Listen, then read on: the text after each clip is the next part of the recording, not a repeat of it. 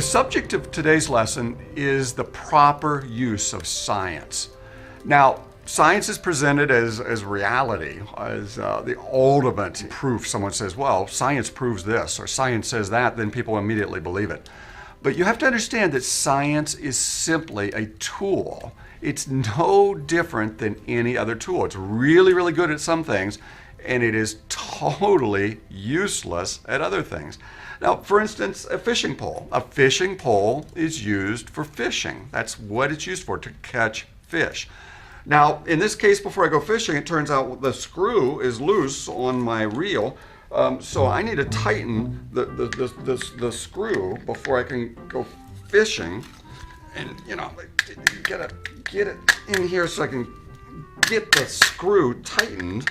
You don't use a hammer to tighten a screw. You've got to have a screwdriver so the right tool fits exactly into the part, and then you can tighten the screw, and then you could go fishing.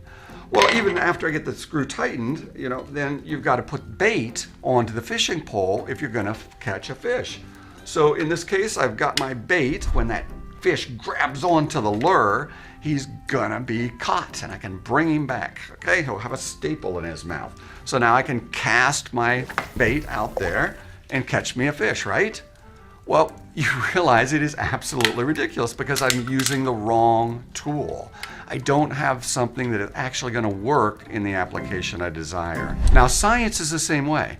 Science is really, really good at understanding the operation of the universe, the operation of biological molecules, the operation of the instincts of animals, the operation of physics and how things come together. But it does not tell us where things came from. You understand, no scientist has a time machine. No scientist has ever went back in time to see how things form.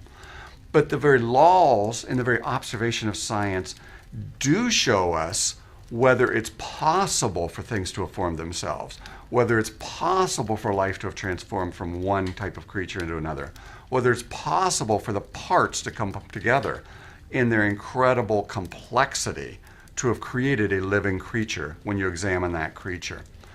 Now, people have made this mistake throughout time. You understand that God has told us where things came from.